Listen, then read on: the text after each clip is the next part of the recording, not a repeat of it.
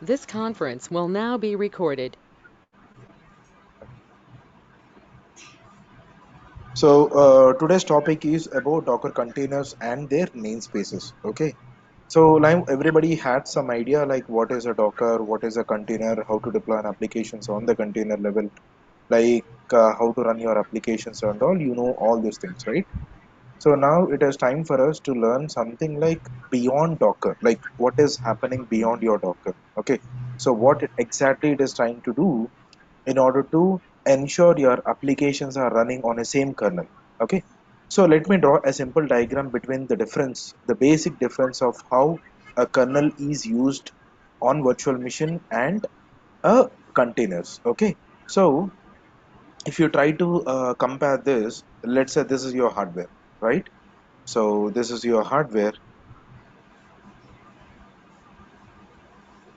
Okay, and then on top of this you will be installing some operating system, and then a kernel will be sitting on top of it. Operating system is nothing but, let's say, it is a kernel.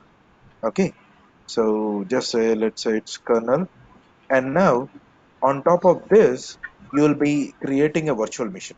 Okay, so you will be deploying some virtual machine. So that virtual machine will be sitting on top of this, and it has its own kernel, right? So this virtual machine will be having its own kernel, and on top of that your applications will be running. So let me define this, and then the application will be running on this. So does any everybody knows what is a kernel right now, right? So a kernel is a piece of code which will interact between you and your hardware, right? So let's say hardware in the sense it can be anything: a RAM or a virtual RAM, CPU or a virtual CPU, disk or a virtual hard disk. So whatever the medium it is, a kernel is important for us to transfer your human readable language into a machine level language, like ones and zeros. Okay, that is the intention of using kernel in operating system. Okay, now when you try to run some application, okay, it will use some libraries and it will use some system calls. System call in the sense, every command you run or any application that tries to interact to the kernel, it will use a system calls. So which means that in between them, your application and your kernel, it will use a system calls. Okay, I'll show you practically what is the system calls, how it looks. So it is called a system calls. Okay, so system calls in the sense, let's say I run some df-h command. So when you're running some df-h command, it will pull lot of libraries and binaries, and it will execute the command. It will pass information to the kernel using system calls, and the system, with the help of this system calls, it will interact to the kernel. Kernel will understand what it is exactly, and it will convert into a binary language, and that will be given to your hardware. Okay, in order to get the information. So that is the intention of using a system calls, right? Now when you're running a virtual machine, your virtual machine kernel and your operating like VMs which are created on top of this kernel are different, right? Every virtual machine has its own kernel. So this application cannot contact to this kernel, or this kernel cannot take the calls of this particular application. Why? Because this is completely isolated, and it has its own kernel to execute something on a virtual CPU. See here, it has virtual CPU, virtual memory, and virtual disk, right? Here this kernel will be interacting with the physical disk, physical RAM, and physical CPU. That is the basic difference. That's it. Apart from that, kernel does the same thing. It will use a system calls. Your application or your commands will use a system calls. It will interact it with the help of that. It will contact to your kernel, and it will execute the necessary actions. Okay. Now how I can check the system calls? Okay, system calls can be anything, applications can be anything. Applications in the sense, your curl command or your Firefox, or if you're opening some browser, you're executing something related to application. Okay, so anything can be a system call. Okay, so that system call will be used. Everything has its own system call. There are so many system calls actually. Okay, if you search in Google, okay, if you search for that, okay, system calls Linux,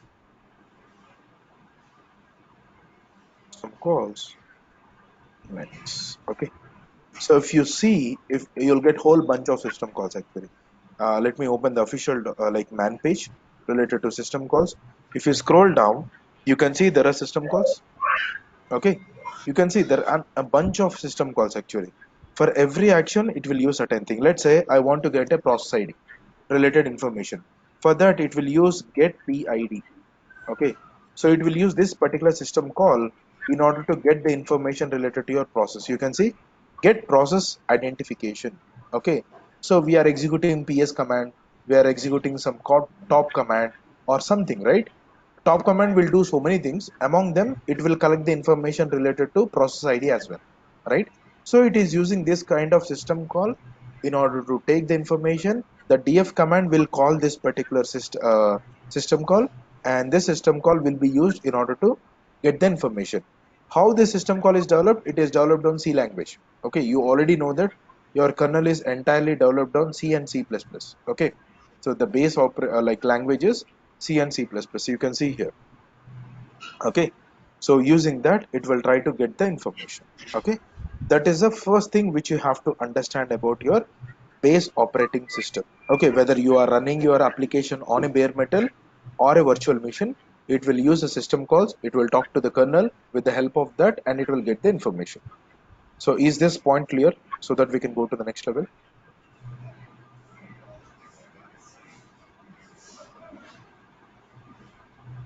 Okay, done. Right, now coming to the virtual like containers, what happens exactly?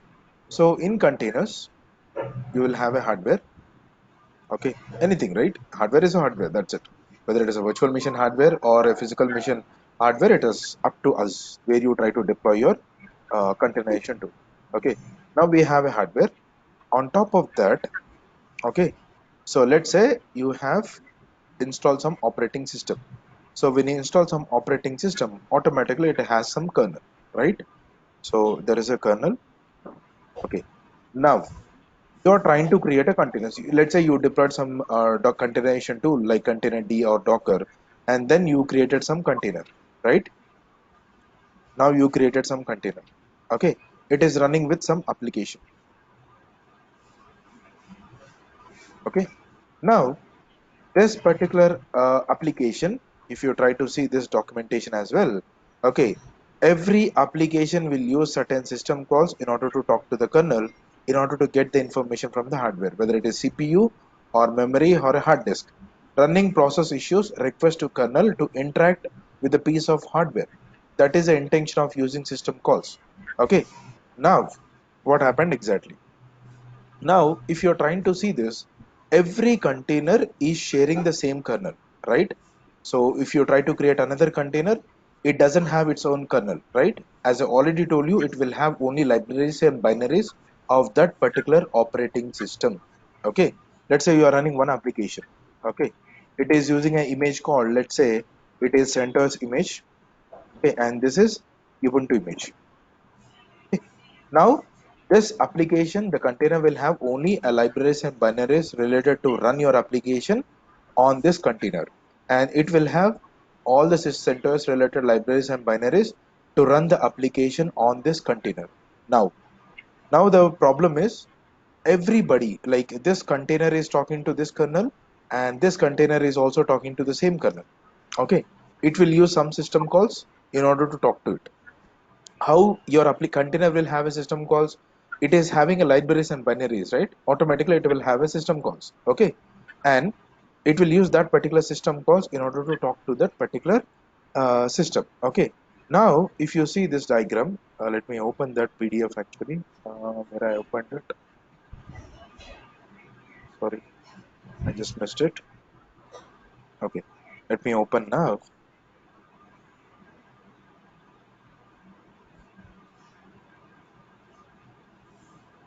Give me 2 minutes, I'll just open that. Lucid.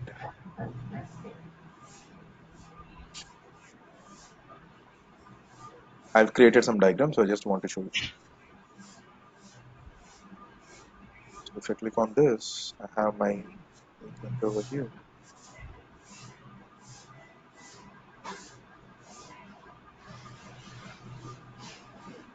Let's see. So this will explain your containers. Okay. Now you have hardware, you are having OS kernel, and then you are using some system calls like, let's say, get PID, a reboot. For rebooting, you execute a reboot command, right?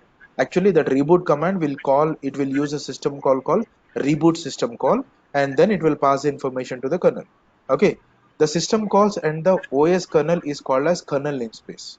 Okay, and the libraries and the application which is running is called as user namespace. Okay, user space it is. Okay, so now if you look at our diagram, okay, you look at our diagram, yeah, so every application and the system calls which it is using is, it is called as user space. Okay, and the kernel and which it is running, it is called as kernel space actually. Okay, so now these applications, when they are talking to the kernel, though they are isolated, okay, so now this container cannot see the information related to this container, it cannot see this information. How? Because they are isolated with the namespace. Okay, so namespace in the sense, when you try to create an install an operating system, by default it will have some namespace. I will show you practically how to create a namespace without having containerization tool. Okay, before that, let us try to understand what is a namespace. So namespace in the sense, you are trying to isolate the information, whether it is a process or whether it is a memory or whether it is a CPU or whatever it is, you are trying to isolate from other applications. Okay, there will be so many processes running in your operating system. Okay, if you want to separate these some amount of processes, you want to isolate from your base operating system, you create a separate namespace and you run some particular process in that particular namespace. Okay, so because of that, what will happen, the information which is running or the process which is running in that namespace cannot be seen by everyone, like other namespaces actually. So which is nothing but you're isolating with each other. Okay, so that is a advantage which was taken care by your Docker. So Docker will use that particular feature which is already present in Linux operating system. Okay, this is a feature which is already present in Linux operating system. It is not something Docker has built it. Okay, so Docker is utilizing that particular namespace feature in Linux operating system in order to isolate one container to another container. So that's the reason you will not able to see the information which is present in one container, other containers cannot see it. Okay, let me show you the proof that. Okay, so how these namespaces are isolated with each other. So in order to show that, first of all, let me log into my Docker host machine. So this is my Docker host machine which is it is running actually. Okay, forget about that, the container which is running. Okay, so now let me to create one container and another container, and let me show you how they are two are isolated. Okay, so now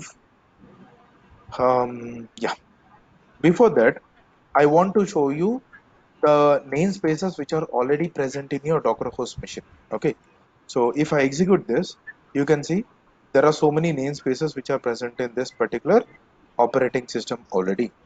Okay, among this, let us, we are trying to create other namespaces as well for Docker. So every container will create its own namespace. Okay, I well documented here. I will show you the details of this document. Okay, once it is done. Okay, so I will share you those documents. So now PID. Okay, now totally you have two namespaces which are present in your operating system. One is used by your base operating system. This is a root, this is a root namespace. Under that, it created another namespace called for port trainer. Means you are trying to run a port trainer container, right? This container is using a different namespace. You can see the ID, which is a different. Okay, you can see this is the command which is running in the container. You can see this. Okay, and you see, I will tell you what is this process ID, why it is showing you here 1, and why here it is showing you 1046. I will tell you, explain you once again. But this is a root namespace. Okay, and this is your parent namespace, child namespace. It is called as child namespace, which means that in that namespace it is created a separate one. Okay, so both are isolated with each other. Now let me create two containers. Okay, so Docker container run, okay, -t detach mode, and then let me name the container as C1. Okay, and the image name is let's say I will use simple Ubuntu, and I will run sh -c, I want to run some sleep command. Okay, let's say sleep for 1 day. Okay, so this is the command which I'm running. Now this container is created. Okay, if you log into the container, or let me show you the namespace for this container. So ls ns. Okay, so no need to install any package to run this command. It is an inbuilt feature of Linux operating system. No need to install any package. Okay, so -t pid. Now you can see there is a new namespace which is created. Okay, and then you can see the id for this particular namespace, and you can see the command what you have specified here. That command is running that particular process, not the command. It is created as a process id, right? So that particular process is running here inside this namespace, and the process id inside that particular namespace is 20095. So let me prove that. Okay, I think it will show you here, but on the host operating system you can see that. Okay, so grep sleep. Okay, enter.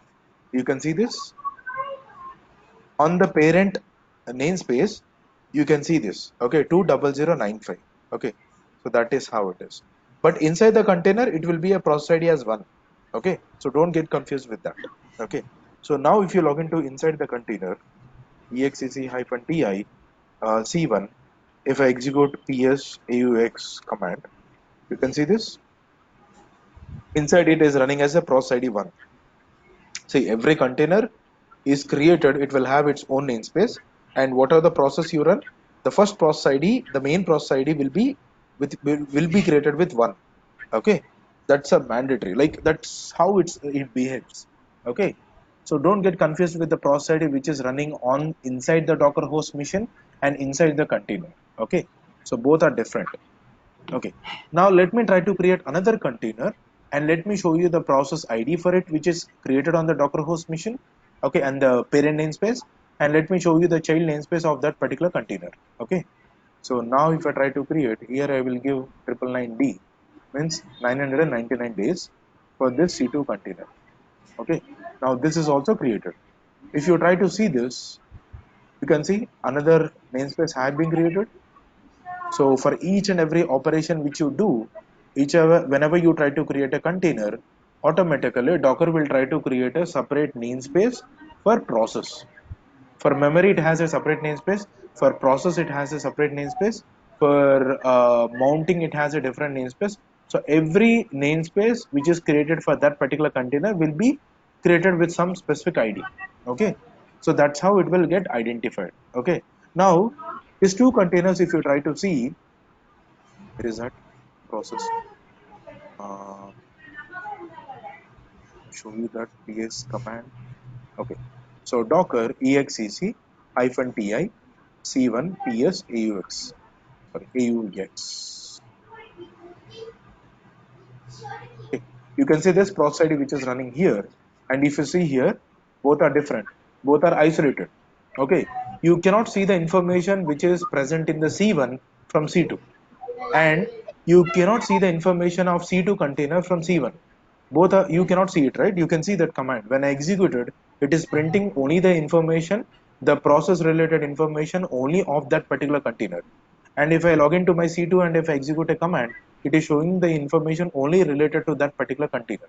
Okay, but if I log into my docker host machine, and if I execute ps aux command, and if I try to grep sleep, okay, it will show you the whole information. It will show you the all the containers related information, whatever the namespaces you have. This docker host machine can list all the namespaces. Okay, but the namespaces which are So, created under Sudhir, this can see only that particular Sudhir, information. Yeah, go ahead. Sudhir, you meant to say that the individual containers, whatever the namespaces it is showing, so Mhm. Docker host is showing both the containers information. That is what you are saying, right? Exactly, exactly. Okay. See, docker host is nothing but your virtual machine, right?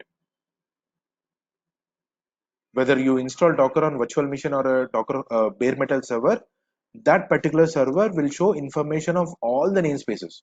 Okay, in information now this command which I executed, it executed in that particular namespace of this container, and this command executed on that particular container namespace, and the command which I executed here, it ran on root namespace. Okay, on your Docker host root namespace, this command has run. It will show you all the information, how many namespaces you created. On all the namespaces, whatever you are searching for that particular string, it will show you the entire information. Got it? What I'm saying exactly? Or still confused? Please let me know, because this is important actually.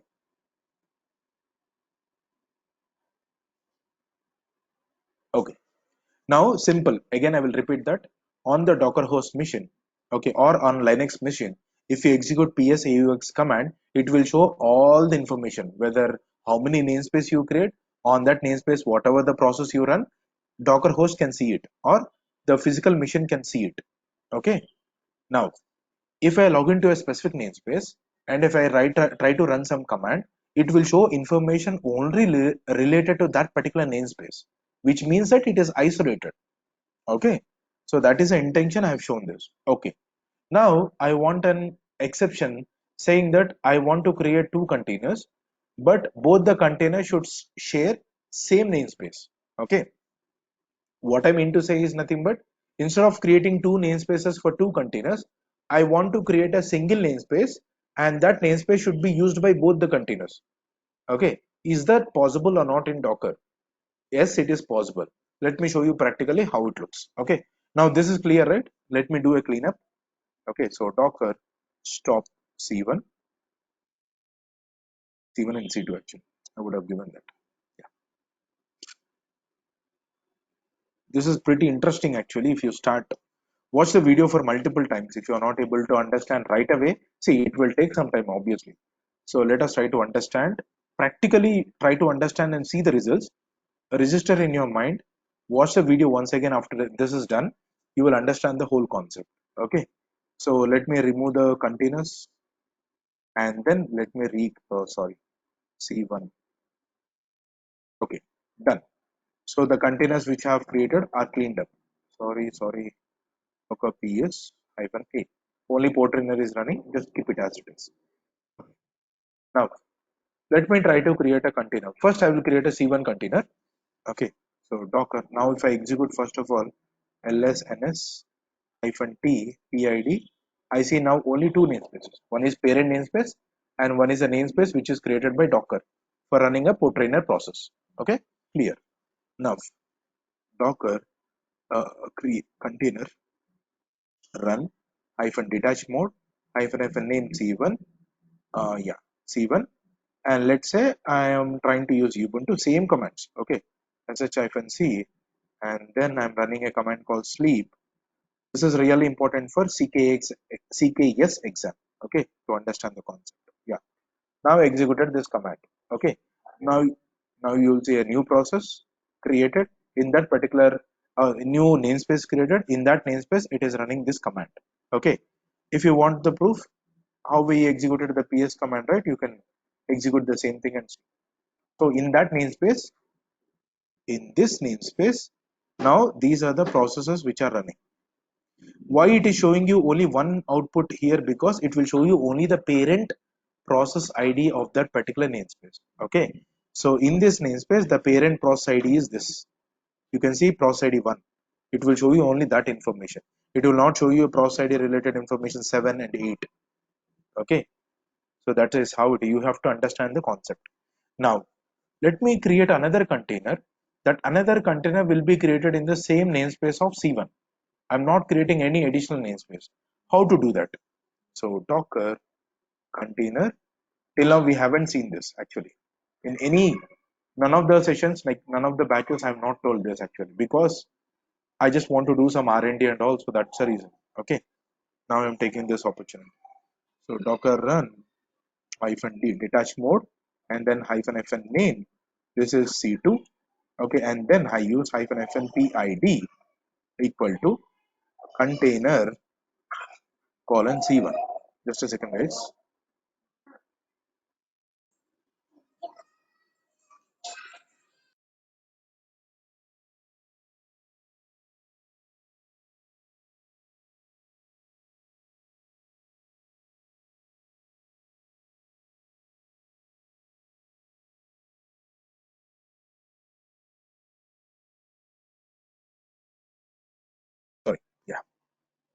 So let me go to the note. Yeah, now you can see this is really important. Hyphen fn PID equal to container C1, which means that you are saying that I want to share the process ID of a container called C1. That is what you are trying to say. So I don't want to create. So you are telling to the Docker that please don't create a separate namespace for this container. Use the existing namespace. I want to share the same namespace what C1 is doing actually. Okay. So whatever the command you run in the C2 as well, it will show you in C1. What is running in C1, C2 also will show the same, all the information. Okay. See that what will happen exactly. So now, yeah, Ubuntu, and you want to run some command called sleep and then 990b. Okay, so this is how it is. Now execute. Now if you see the information in C1, it is showing you both the informations. Why it is showing me this information? You can see I have not executed anything this, right? You can see the information, the process related information which is running in C2, I am able to see from C1. If I execute from C2, you can see the information related to C1 as well as C2, both. So both are showing the same information. Okay, how is this possible?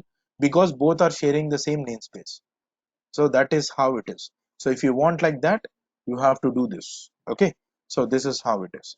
Now, if you look at your namespace list, hyphen T, PID, now we can see, is there any other namespace running? No. Why? Because my both the containers are using the same namespace, which is created for C1. Okay, so this is how it is. Okay, always if you want to see some parent process ID and the child process IDs, I recommend to execute ps tree command. Okay, let's say I want to see the process related information of let's say um, just let me execute ps aux pipe grep. Okay, let's execute sleep. Okay, now ps tree. Okay, I want to execute a process related information of 20564. Sorry, let me check this first. Okay, now you can see the system D is a parent process ID which is running. Okay, under this you can see Docker is running this and Docker is running this and this and this. Okay, so under this particular process ID, it has created so many things. Okay, you can see the information like how it is getting created. This is your parent process ID. Under that, it has created this. Under the Docker shim, you can see it is created a sleep command which we have executed right now, and there is a port trainer which is running with one. So two into in the sense there are two containers which are using the same process ID. Okay, so that is what you have to understand. Okay, so this is how the information which you check in the Docker with the process ID is how it is created. So this is called as process ID namespace. So there are so many namespaces in Docker, right? As I already told you, let me open the documentation. Uh, Let me open the notepad. Docker underlying technology. If I try to open this, already told you these are the namespaces which Docker is using right now. Okay, so right now we have seen how the process ID namespace works. Right? it is a it is a process isolation, which means that your process IDs which are running in one namespace cannot be seen by other namespaces which are running a process ID. Okay, so this is how the isolation is getting created, and both are sharing the same kernel namespace. Okay, so that is how it is. Now I want to show you something interesting. Is nothing but I told you whenever you run some command or when you run some particular thing from application, it will try to call some system calls and then it will execute the command. Okay, so generally if I execute ls minus l command, it is getting printed, but you don't know what is happening, what system calls it is using to use in order to talk to the kernel. If you want to see that, you have to give something like strace. Okay, strace, and then you give the command what you are trying to run. If you execute this, you can see there are so many system calls which it is running. Okay, if you scroll up a bit, okay, there are so many system calls which will get activated and which will get closed once the operation is done. Okay, you can see here, if you scroll up a bit, you can see it is executing a command called this command, and this command is there in the path called, it is present here. Okay, it is showing you the entire binary path of this absolute path. Okay, You executed only a relative path, but you don't know where this command is actually called from. So this utility is called from this location, and this is the command which you're trying to execute, and this is where it started. Okay, and then here on it has opened so many process ID, like it has called so many system calls, like you can see mprotect, okay, and set tid, set robust list. Okay, there are so many things, so many process IDs, like system calls which is used. Okay, so many things will get opened, and those will get closed actually. Okay, so if you start digging into this, actually it will show you a lot of information. You can see this is the output. Write in the sense, you can see there is a write system call. If you want to see that in the browser, let me open that system call. Yeah, I opened this or that. What happened to this? Okay, I think somewhere I opened, yeah, here it is. So if I open this and go back, and I want to see write system call, right? So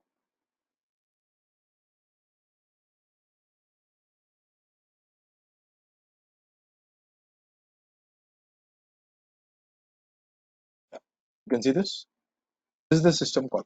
So this system call is, you can say, write to a file descriptor. So this system call is used to show you the information over here. Okay. So you can see, you are able to see the output of that particular. See, if I execute a normal command, it is giving this information. Same thing you can see here. Once this got executed, it has been closed. Okay, so this is how it is. If you want to dig something, or something the command is getting hanged, or something kernel got, some particular system call is not working as per expectation, you can execute this strace, and you can give the command what you're trying to run, and you can dig and see what it is exactly doing. Okay, so this will help you, or in order to simplify the job, or in order to troubleshoot something. Okay, so this is how it is. Okay, so is that clear till here, whatever we have discussed? So I've shown you how the systems call will get activated when something you are trying to run some command, or when you're trying to execute something on Linux operating system through application or through CLI. It will use lot of system calls in order to interact to the kernel. That is what we have seen with strace. And then I have shown you the process ID namespace. Okay, how to create with the Docker. In the Docker, we have to create a two containers. For the two containers, it has created two different namespaces. Okay, and then everybody is using their own namespaces, like in their own namespace they're running its own namespace, like process IDs. Okay, if you want to share the same process namespace, then you can create two containers on the same namespace with the help of the command what I've shown. Okay, so this is the basics related to your um, namespaces. Okay, process ID namespaces and all. I'll give you this documentation. This documentation has some video which is provided by Red Hat, which talks about the same thing. Okay, you can just walk through that particular documentation. Okay, now let's say you are doing through Docker.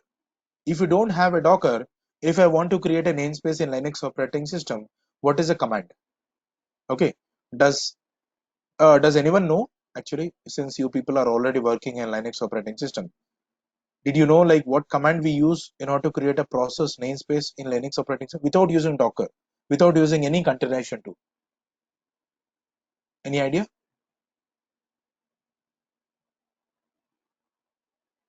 No? Yeah. So here is the commands. So now you can execute this command. Okay.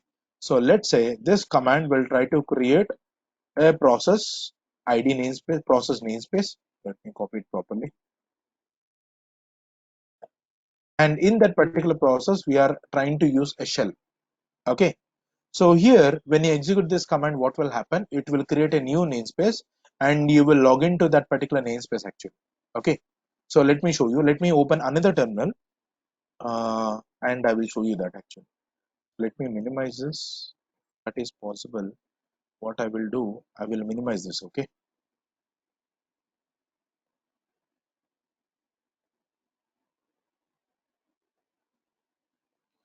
Okay. Do is like I can.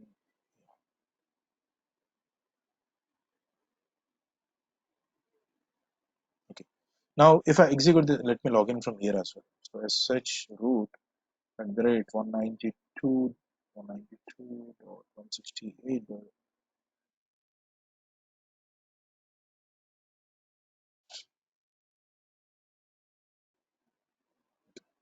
So nav ls ns hyphen t pid.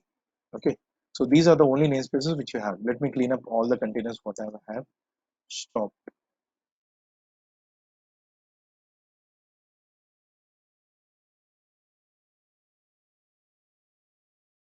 I'm stopping all the containers. Okay, because I don't just want to do a cleanup.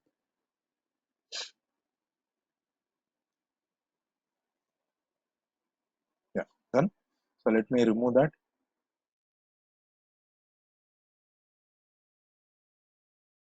Done. Now you have only one namespace, that is a process parent process namespace. Okay, it is a root namespace. Okay, now so let me try to do like this.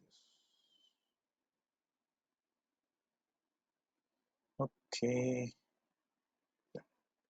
now if I execute this command, oh, what happened? Yeah, done. Right, I logged into that particular namespace actually. So let me show you the proof. You can see a bin bash, whatever command I specified on the left hand side, you can see it created with the process ID. You can see that number on the first column and you can see the actual process ID of that particular thing. Okay, if I execute ps aux command by grep, okay, 21206, you can see it is running bin bash in that particular process. Okay, so this is how it is. Means I actually whatever the command I am executing right now on left hand side, it is executed on that particular namespace actually. Okay, so if I execute ls minus l or something, let's say I execute some sleep, let's say 100,000 and then this. Okay, and I'm running some 2000. Okay, so now if I execute ps command, you can see it is showing me only these things. Okay, but actually uh, where it is getting executed, it is executing in my process, this particular namespace actually. Okay, in this namespace it has executed the command right now. What I executed on the left hand side, it has executed in that particular namespace. Okay, so now if I try to look for that particular process id, it will show you only this information. Okay, okay, now let me show you something. 2121206. Yeah, you can see this. So the parent process ID is 21206, and under that we executed two sleep commands, right? You can see here. This is one sleep command with 1,000 and sleep command with 2,000. Means this is 1,000 seconds, 1,000 minutes actually, and this is 2,000 minutes. Okay, so we executed this command. These two commands inside the process, like in the host machine, it is this is the parent process ID, and this is the child process ID, and this is the child process ID. Okay, now can someone tell me, if I kill this particular parent process ID, what will happen to this two child process IDs? Any guess? Almost it also will kill. Will go in zombie process. Zombie process, right? Exactly. It will, yeah, zombie process. So now, what we will do, we will come out of this particular shell. Okay, now, and you can see this wiped out. Okay, means like actually that particular process ID namespace will be existing until I log in there. Okay, so once I exit, you can see here there is no some process which is running like that. Okay, now if I execute a process ps aux command on the left hand side, it is nothing but you are executing. You can see in the history I don't see ps aux command which I executed. Okay, why? Because you executed inside that particular process. Now you can see it is showing you whole bunch of information. Okay, so this is the way to identify that. Okay, at least you had some picture now, or anything that you got confused. So if you want to manually do that, so that is a command which we have to use. Okay, in Linux operating system, you can use whatever you want here actually, not only bin bash, you can use whatever you want. Okay, let's say if I execute sleep, let's say 5,000, I have 5,000 actually, like whatever it is, it is actually should be given a percentage symbol, but I have not given that. Okay, so now if I execute ls pls command, you can see 5,000 process is running right now. Okay, if I stop this, okay, now you don't see that actually. Sorry, you will see that, but it is stopped. Okay, That is how it is. So yeah, so this is all about the process namespaces and their things. If you want to see the arguments and all in LSPLC, you can give something like, you can see the command. Let's say this is not actually needed, but okay. You want to see the process with -e, -o, okay, PIDs. You can see the actual command. It is PIDNS, okay, and comma PID, comma arguments. You can see it will print all the process IDs and the namespace and the experiments. Let's say you created some container Docker. Let me try to utilize that container run. Okay, now I'm using this. It is just a C1 container. Okay. Now if you execute lsns -t PID, you can see the process ID. Okay, now I want to see the whole bunch of process IDs which are running in this particular namespace. Okay, if you want to do that, ps, okay, -e, -o, okay, PIDNS, comma PID, and then auth, and then you can give only this particular namespace ID. Okay, so this is how it is running. So I got the information which is related to that particular namespace. Okay, so this is how we can use it. So these are the maximum number of options which you have in order to identify the process ID namespaces. Okay, so if you want to learn something, writing a Go language and executing this, she talks about that. Okay, if you are familiar with Go language and all, if you want to do some operations related to process ID namespaces and all, she explained like Liz Rice.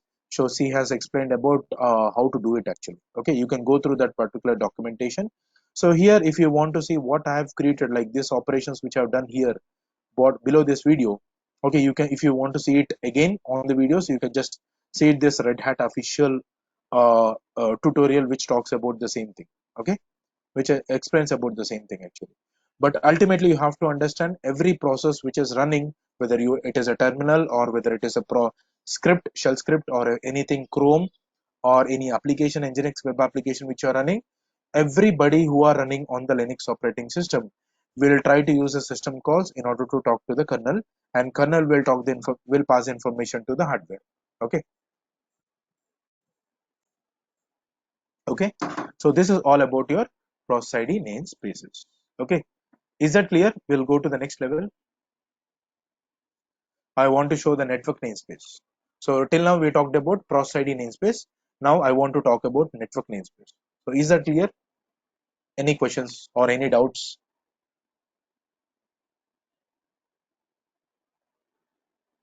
No, thank you.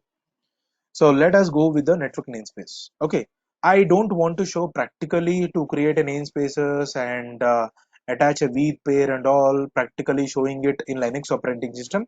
I want to use the existing Docker, and I want to show you how to identify the namespace related to that particular Docker container, network namespace of that particular Docker container.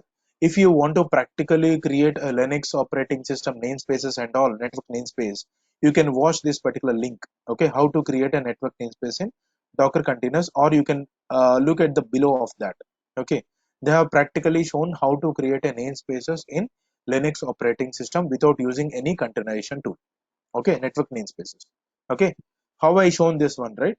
Without using Docker containers or any other containerization tool, how I created a namespace related to process ID. If you want to do any operations related to network namespace without using any containerization tool, this last thing you can use this link.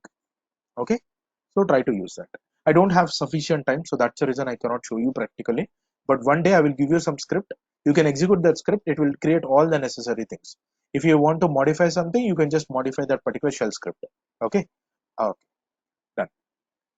So when you create some particular Docker, actually it will create a network namespace, process ID namespace, mount namespace, UTS namespace, and then all the 7 namespaces whatever it is needed.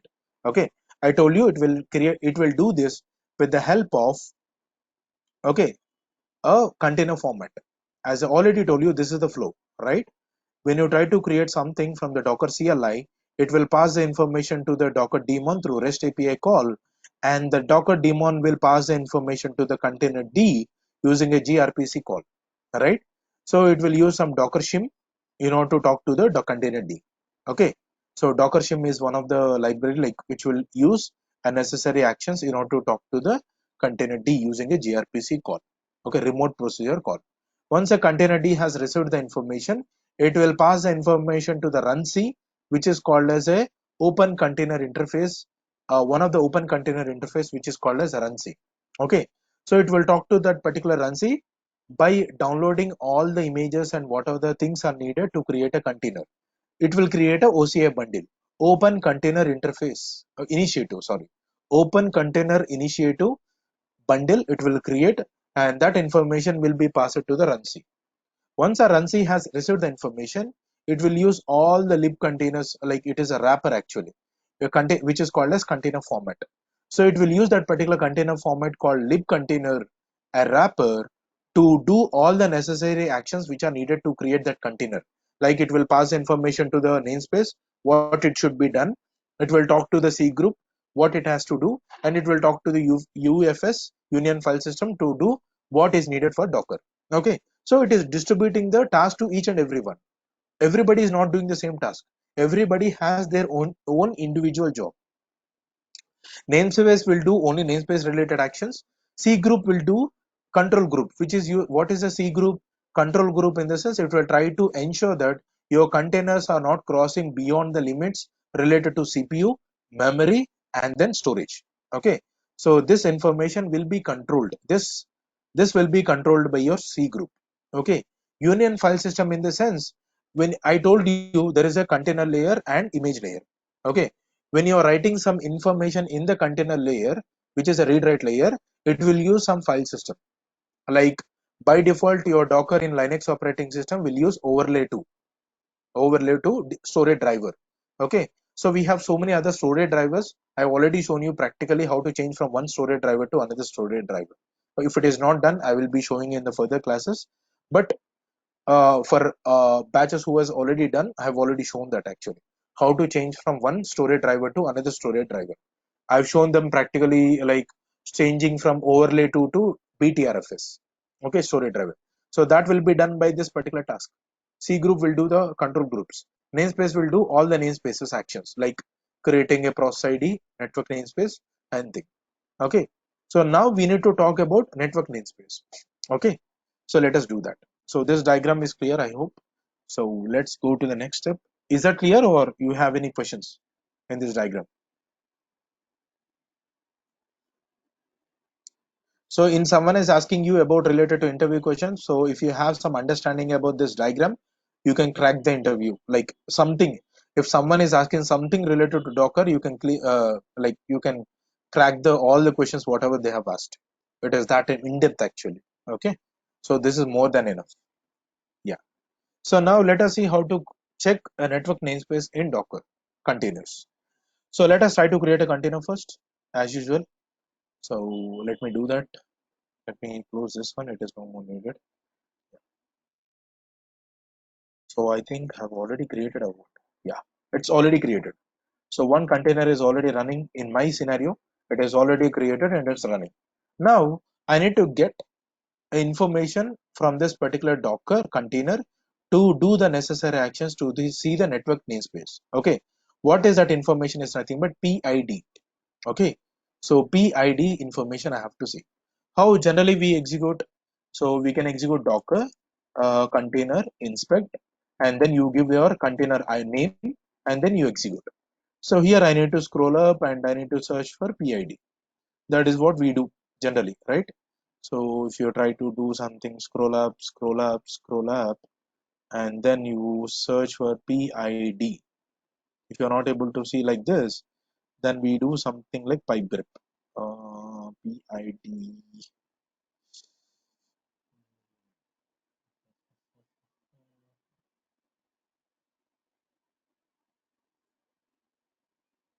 Okay. So let me execute like this. Pipe grip. Okay. PID. You can see this 21289. So if I give this 12, 89. You can see this. Whatever I've given in the command of the Docker, it is running with the same thing. The command is sleep. Is it running the same sleep command? Okay. So here PID is nothing but your process ID of that particular container. So this is the process ID which is allocated by your Docker host machine to run this container. See, container is nothing but a process which is running in your Docker host machine. Simple. If someone asks you something, container is nothing but which will have only libraries and binaries of that particular application to run that application as a process on the Docker host machine. That's it. Okay. So now what I want to do is nothing but yeah, I got the process ID and all. Let us go to the next steps. So what I will do, I will execute this command in order to simplify my job and store that information of process ID output into a variable. Okay, so that is what I'm trying to do right now. So let me take this, not copy it properly. Let me do it, and here instead of this I want to give my container name is C2, right? And yeah, it will store this information. If you want to see this, PID, you see this 21289, done. So this information is stored in a variable, environment variable called PID. Done.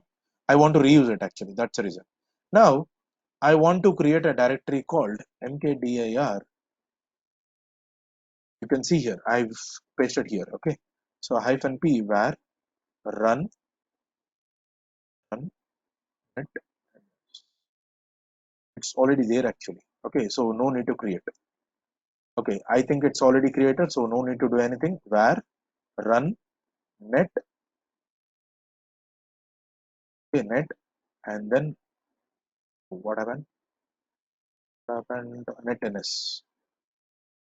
Already created. Okay, no need to create. If it is not there in your case, just try to create. I gave this example. Actually -p is not needed. You can just give, because we are not creating any tree directory, right? Okay, so just you need to remove that -p option.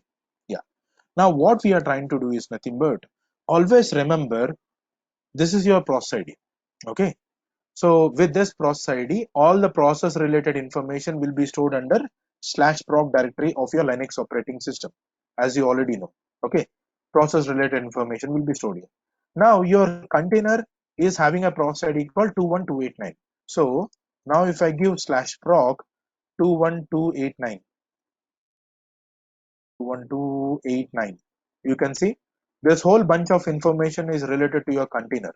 Okay, in that I want to search for netns. You can see ns, which is called as nsl namespace. You can see C group namespace, IPC, MNT, net, PID.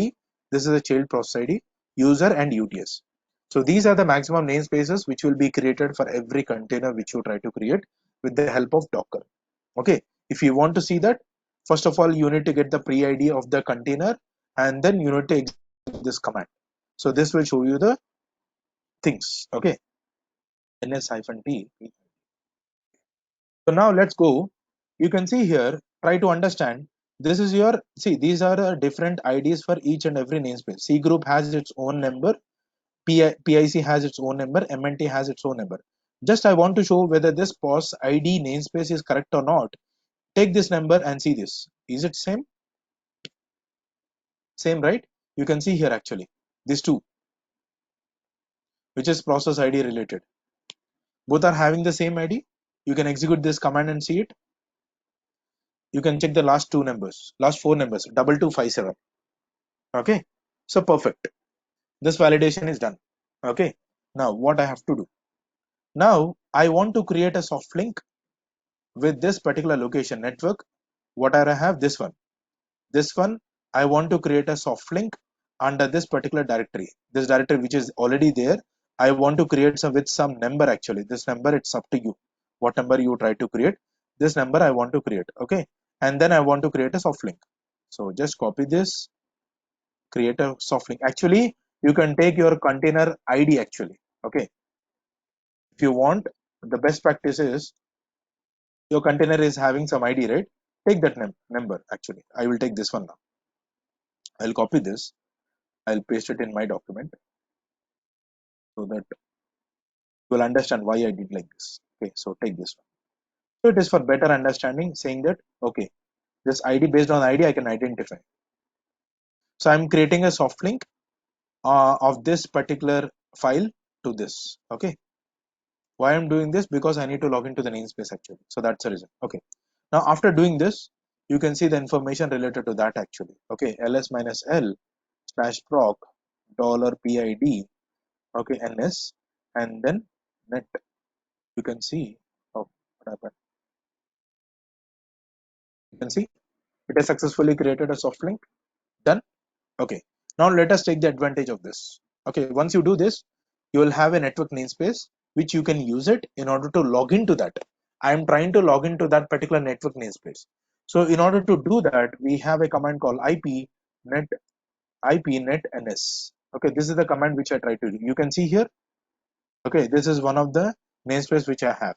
Okay, so now what I can do is nothing but what are the ID you have used. This one. Now this is the ID actually. Okay, now you can see the same container ID actually, the directory actually, if you see, it is the same. What are the name I have given here? So that's the reason you are able to see. Okay, now I'm trying to log into this particular namespace. So IP net ns. Okay, this is for troubleshooting, which will really help wherever you go. Any DevOps engineering or whatever it is, if you are interested, this will really help for network troubleshooting. Okay, nowadays network namespace is common. So now I am trying to log in. Without going into that also, I can just execute some commands like how we do in Docker, right? Either you can log into the namespace, or either you can log into the container, or without logging into the container also you can execute from CLI. We give docker exec -ti container name, and let's say I execute ls minus l command. So it will go to the container, it will execute the command, and it will show the results. Or if you want to log into the container, you can just give, instead of that, you can give bin bash. You can just log into the container. Here also it's the same thing. Okay, if you want to log into this namespace, you can give bash. You logged in actually. If I execute IP space a command, see, it is showing you only the container related network details. You can see this. This is a container related information. If you want the proof, let me come out of this. Okay, docker exec hyphen ti t2. Let's give IP space a command. Oh, IP space a is not there. Let me try to install the package to show you the proof.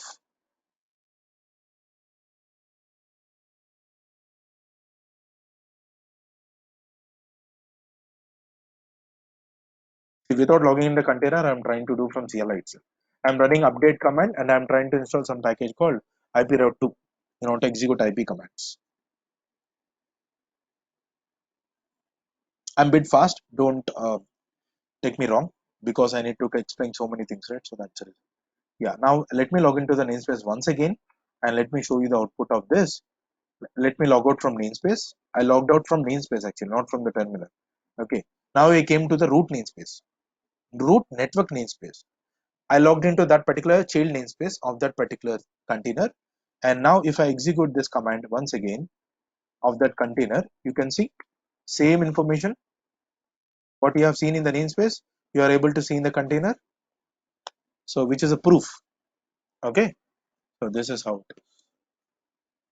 Okay. So this is the network namespace. Until you delete that particular soft link or you delete the container, that network namespace will be there and you can utilize that. Okay. So this is how it is. Any questions in this? This is all related to network namespace.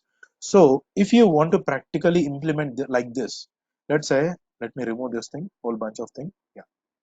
I want to create on the Linux operating system, let's say your Docker host machine or whatever it is. I want to create one network namespace and another network namespace. Okay. Now there is a root namespace actually here, root network namespace. Let me note down this. This is a Docker host machine or Linux virtual machine or physical machine. It's up to you. Or bare metal server.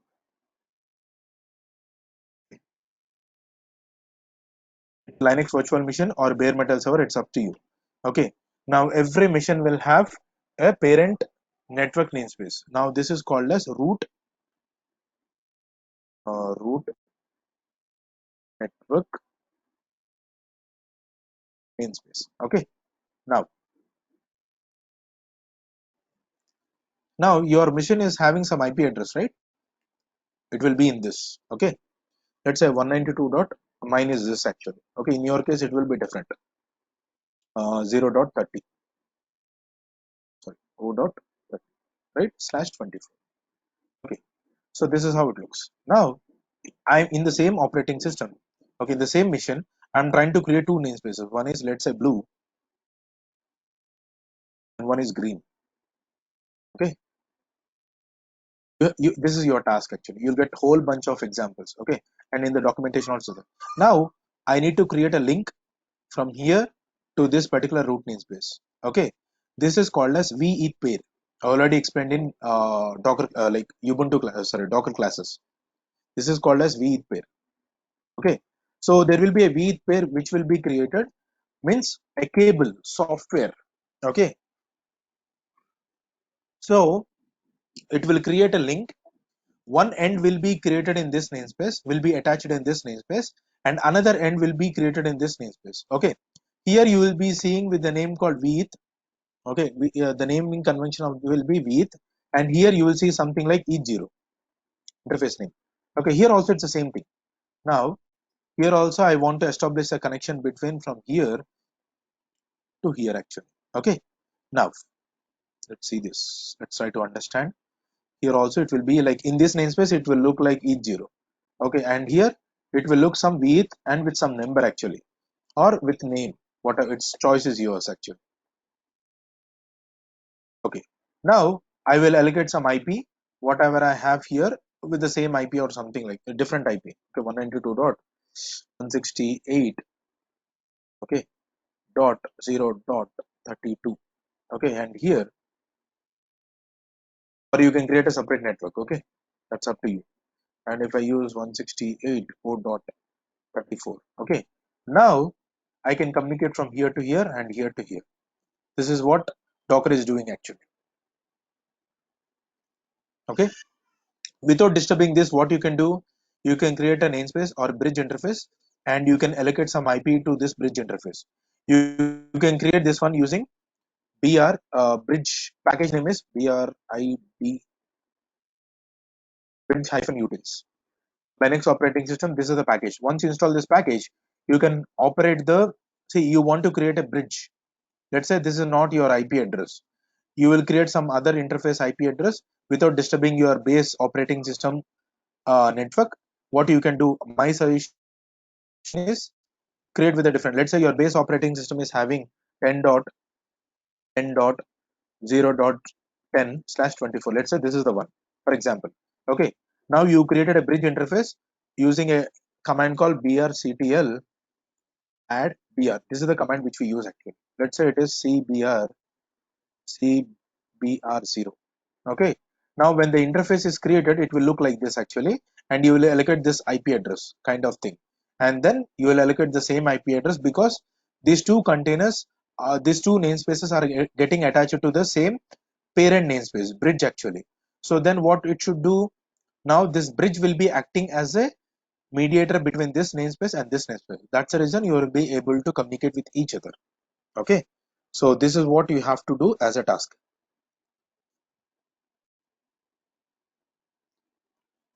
You'll get so many examples in my documentation also. I've given the link. You can use this third link.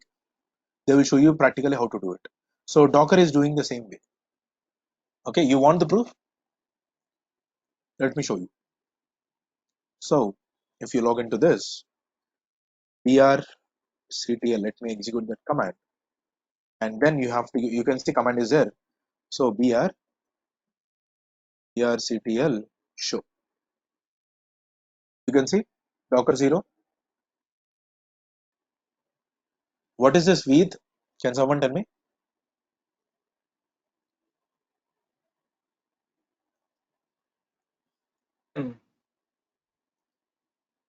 Sorry, come again please.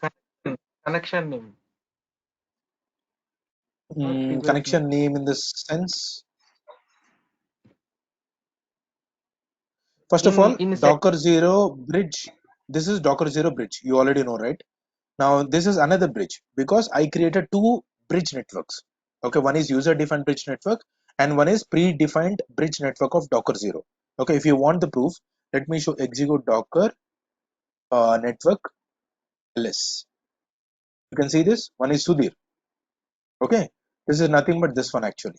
Okay, and you can see the ID. Based on the ID, you can identify. Okay, 5B55. You can see 5B55. And this is Docker 0. You already see this. This is a default bridge. Okay, what is this then?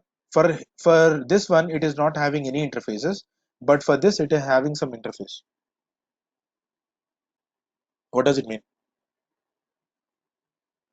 In the diagram, can you look at this diagram and can someone tell me?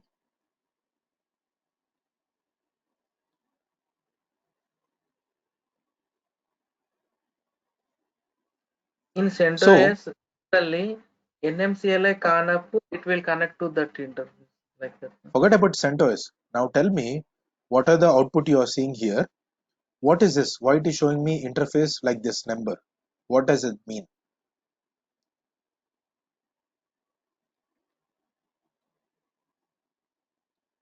Now, if you see, I have one container running, right? This container is whenever you created, it created some veth pair. The veth pair which is running in this bridge namespace is nothing but what you see here. Okay, the interface which you see in container right now, it is E0, as I already told you. Okay, you can see this is E0. Okay, so this is how it is. So this is nothing but an interface which is present in your namespace. Okay, and this is the interface which is present in Docker container namespace. Okay, so this is the connection. From here, it is connected to here actually. Okay, with using a veth pair. Okay, so that is what it will show you. If you try to create another container, let's say if I create another container called C1, uh, let me try to do that. It's a C1 and I execute the same command, or let's say now if you see now, you will have brct, sorry, now you see two interfaces. Why? There are two containers running. So which means that these two containers are connected to the same bridge.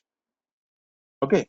If I try to create another container and I will say something like, let's say C3 hyphen hyphen network is nothing but Sudhir.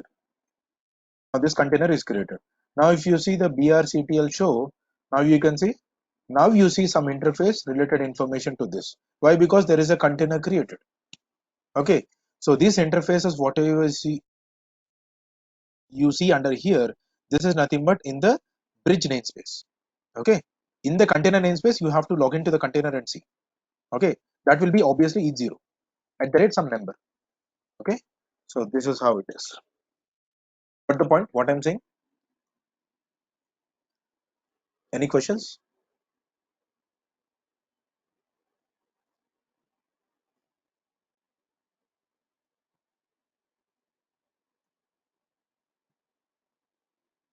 No questions. Okay, so let us go to the third namespace called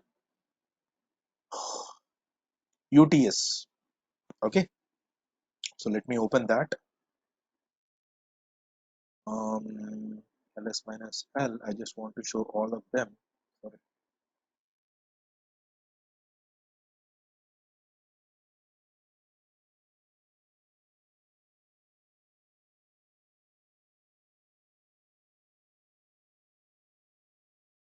This is the one, and for C1,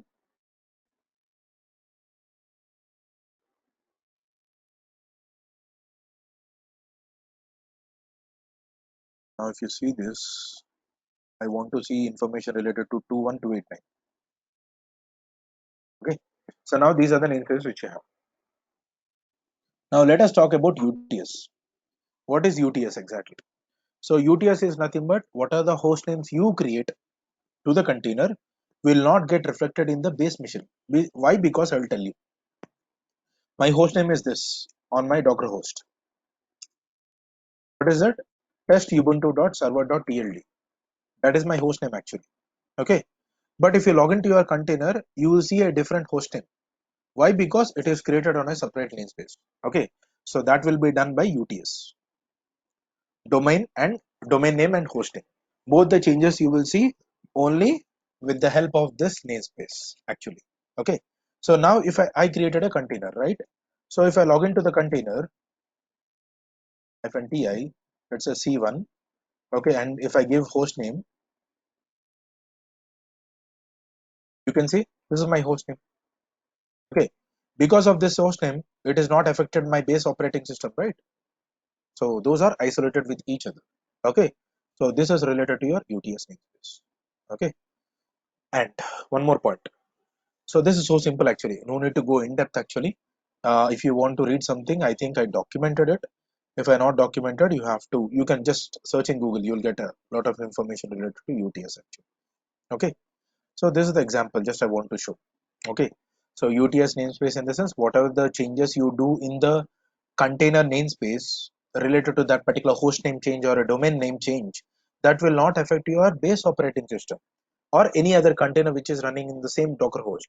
Why? Because every UTS namespace is different. Okay, so that is the intention of using this namespaces actually. Okay, now, but when you try to use a network namespace, let's say if you try to create your Docker, can I have my Docker host namespace to my container? Is that possible? Can I have my Docker host namespace, okay, to my container related to host name and all? Is that possible? How?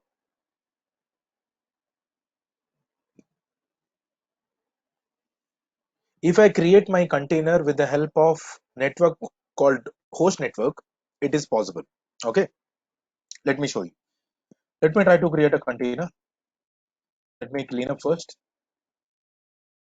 Stop C1, C2, C2, C3.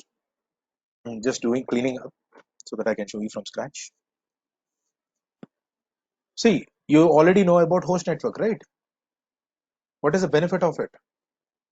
It will share only the network namespace to your container, which means that the host name also will get reflected. Actually, if not, let's see. Which means that it is not getting shared. So let us see if that is getting changed or not. So Docker PS, I don't have anything installed as well. Okay. So Docker container run -d and then -- network net host -- name C1, or I will not give anything. And then I'm using Ubuntu in order to run some cloud sh-h -c sleep 1 day. Okay. Now if I see my container is running, okay, my container is having its own name. Now if I log into my container and if I look at this uh,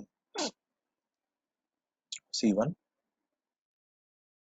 what is the name? Yeah, some random name. And then yeah, host name. You can see that's ubuntu.server.tlt. Okay, or if you just give host name. So I executed this hostname command on my container. So when you try to give host network, the host network will be shared as well as your UTS namespace also will be same.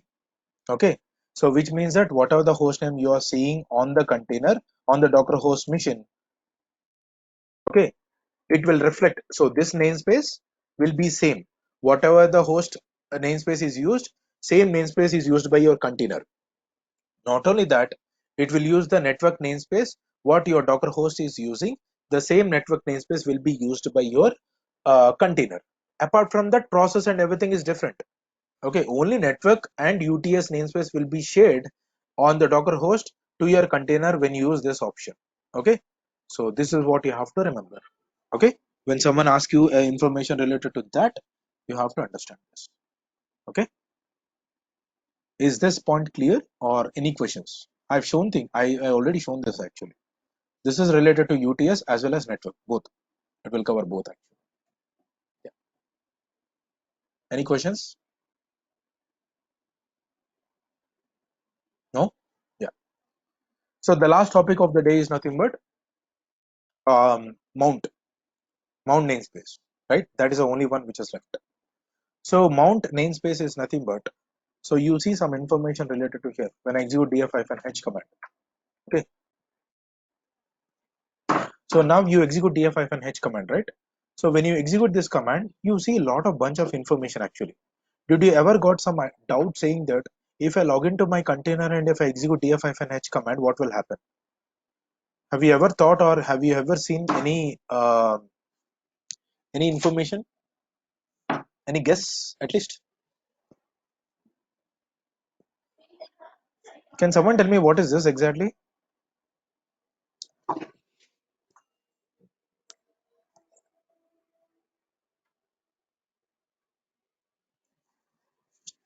Hello, It is I'm audible. storage only. Audible. It is storage. Na? See, storage, yeah, fine. Okay, what is this exactly?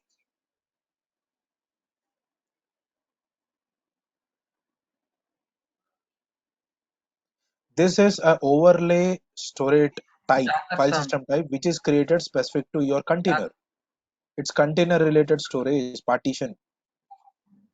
in Docker Okay, farm, it's not Docker spam, forget about that. Okay, you can see here, whatever your root directory is using this partition, the same has been shared to the container as well, which means that your container can use 51 GB. How your Docker host is using. Why? Because we have not controlled anything saying that this is your maximum limit.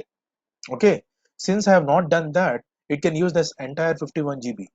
Okay, your container is right now it is doing that. Okay, so if you want the proof, let's say my container is running right now. What is your container ID?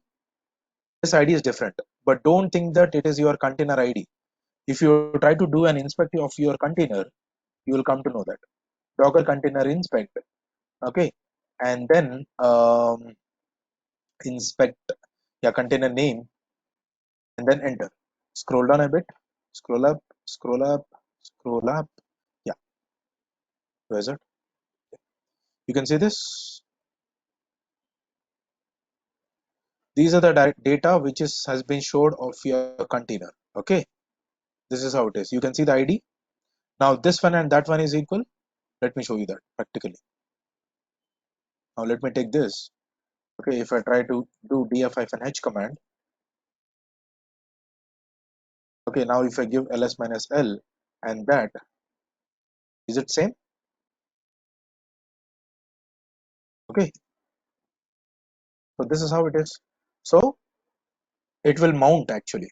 That is called as mount namespace. So which means that this mount namespace and it has a different namespace actually. If you try to create another container, let's say if I try to create another container, let's say I will name it as, I will not name anything, just I will execute 2d. This is another container. Now if you try to execute df-h, now you see two overlaid file systems. Okay, why? Because we have created two containers. There are two containers running in the background. Okay, so that is how it is. So if you try to execute this command ls minus l in this particular directory, now you will see whole bunch of directories, but it doesn't mean that where is your directory, that mount related information that you can try to do and inspect on that container. You will get this ID related to the mount and you can see. So every directory has its own information. Now, if I log into this container, let me just give ps command. Okay, docker exec-ti b df-h. You can see this. It is showing you like as if you are in the same. You can see it is showing you as overlay. This is your actual thing. Okay. It is not only that, it is showing you the host related information as well. But your main partition is now it is showing you as overlay. Okay. But if you log into your container, sorry, Docker host mission, and if you try to execute this with overlay, you will see that. Okay. You will see like this. In the container, you will see like this actually. Okay. So these are separate namespaces. Okay. If you look into your second namespace container, it will look like this. This, okay. So they are separated with the namespaces. So this is called as empty namespace. That's the reason these are isolated. Okay. So this is a whole bunch of information related to your namespaces and all. This is really important for us if you are trying to write some CKS exam, Kubernetes Certified Kubernetes Security Specialist. Okay. So when you try to come across that, you have to have some understanding on this actually. Okay. Namespaces and all. So now we discussed about Proxy ID namespace, network namespace, UTS, and then we discussed about mount namespaces and all. Okay. Yeah. So that is all for today. So this is what I want to discuss. I hope these points are clear. Okay. The task which I gave you, just try to complete that. Okay. You can look into this. I will send you this as a PDF documentation. You can try to utilize this. Okay. You have this videos and all. So I'll create a documentation this. I will try to make it as a PDF and I will share in the WhatsApp group for everyone. Okay. And then I want to show one more thing. Yeah. This is what I've discussed today. And I think and all. C groups, union file system, container formats and all. Okay. And then this is not needed for us. So let me close this. I just want to recall everything.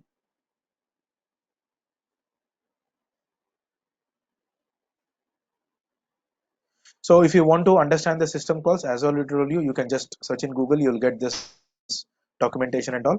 Yeah. One more last topic that I want to discuss is nothing but, so you understood this diagram, right? I'll send you this diagram as well. Okay. So I just need to add one arrow mark like this. So you can run some system calls actually. Okay. This is too wide actually. Weird actually. It's not that. Which one I can use? So width. I was not able to. Can't I customize this? Okay. Let it be like this. But somewhere I can insert view size cannot be reduced. That's okay. So this is, I just want to explain. I just want to show with this diagram saying that you run a system calls from application directly to you can call the system calls, or you can send it to the libraries. Okay, means like you can talk to the library. It is too weird actually. Let's not use that. No, I will use this one. So what I'm trying to say is,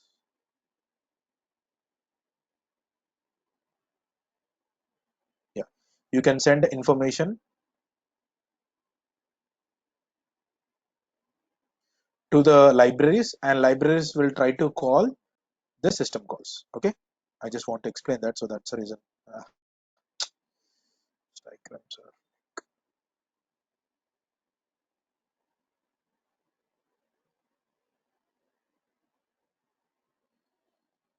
I can just copy paste this one.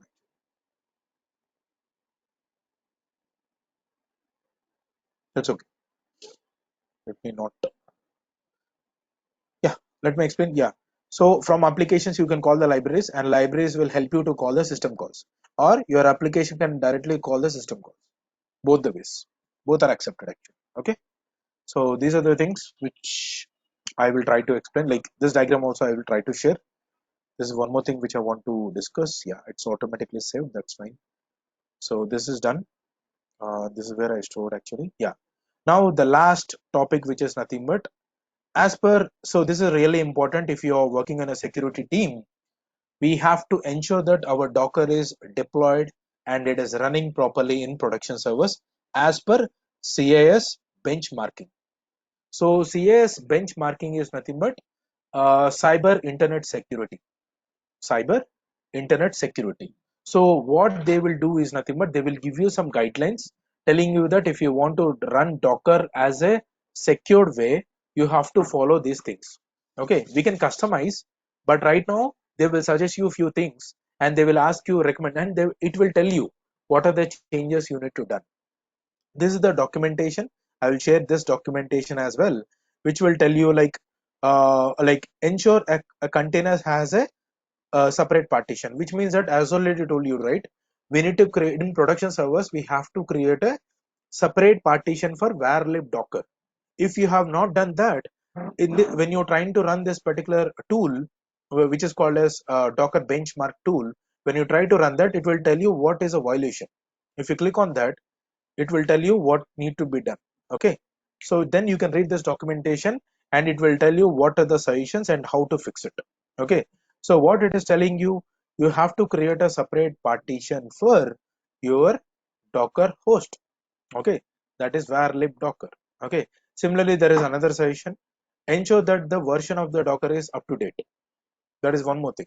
Okay, so that is one more thing which you have to take care of, that you can check with docker version, see what is the latest version, and it will do automatically on audit. Okay, these are called as audit logs. Okay, so this is really important for Kubernetes also. It is there, since everybody doesn't have idea about Kubernetes because we have some new batches, so that's the reason I'm not talking about it. Okay, later on I will create some special video related to Docker security CIS benchmarking. This CIS benchmarking right now I'm showing related to Docker. Okay, so how I can do this, there is a separate documentation, this is the GitHub link. Okay, which talks about Docker benchmark for security. Okay, so to run this you need to execute this command. This command will run all the audits against your Docker host machine. Okay, so try to execute this. Once it is done, it will remove. You can see this, I gave -fn rm, which means that once a container has successfully run that command, whatever it is defined in the command, once it is run successfully, the container will get deleted once the output has been shown. So execute this, and you can see it is using host network. You can see it is running some test.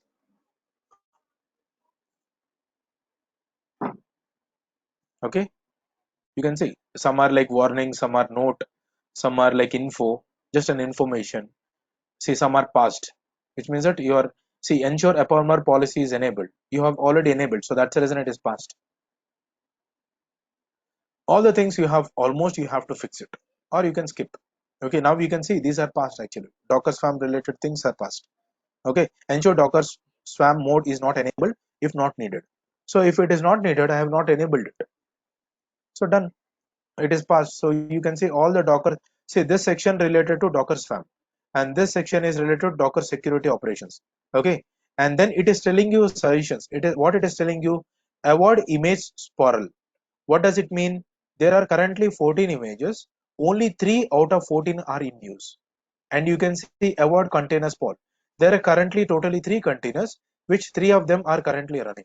So which is okay, fine for us. This is just an information actually. It is not a warning to worry about. Okay, whatever you see in red color mark, that is important for us. Okay, let's say it is telling you the pause ID limit is not set. Limit is not set. Here you can see I have not set any process ID limit for this. By default, I created a container, but I not set any limit to the process ID. I told you, right, we can set some limit to process ID, memory, and CPU. Like if you want to, the memory, CPU, and RAM. If you want to do that, you can do. And you can see here, I'm not running any health check related to that particular container. The 2 containers which are running. So it is telling you that. Say privilege is not restricted. So these are like some of the violations which you have. You can fix it and you can run. Okay. So this is container image and build related information. Okay, it is telling you that you have not written any health check related to that image. Okay, and then you can see some are passed here. This is Docker daemon related information configuration. Actually, this is Docker daemon configuration. Okay, and this one related to host configuration, means on your Docker host mission, are doing all the things are followed or not. It is telling you that ensure the auditing of the configuration configured for the Docker file and directory under this. Okay, and there is a etc directory. Ensure the auditing is configured for Docker files and this. Means like it is asking you there is an auditing done for this particular directories. Okay, ensure that auditing is done for this particular directories. So all these directories it is asking you to do a proper auditing on this. Okay, and you can see here ensure Docker is up to date. You are using 20.10.5, verify it is up to date as uh, deemed necessary. If see whether it is latest or not. Let's say If I run Docker, not let's say apt hyphen cache policy docker hyphen ce. Now, what is the latest version is the same. If I run update command,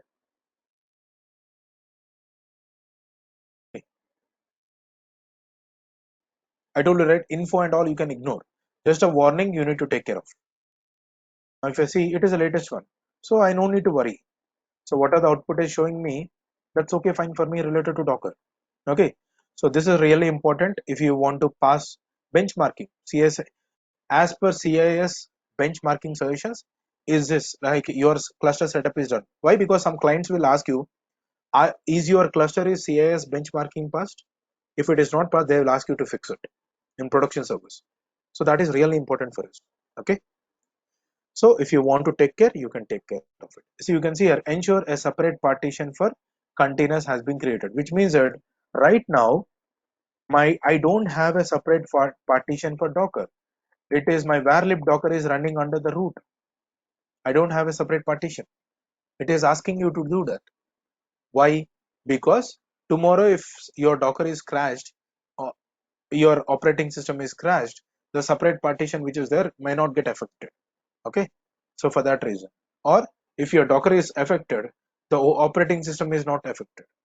Okay, so that's the reason. So they are asking you to create a separate partition as per CIS benchmarking. It's up to you and your client or your senior, like whatever they want to use benchmarkings. If they want to avoid this benchmarking, they can skip it.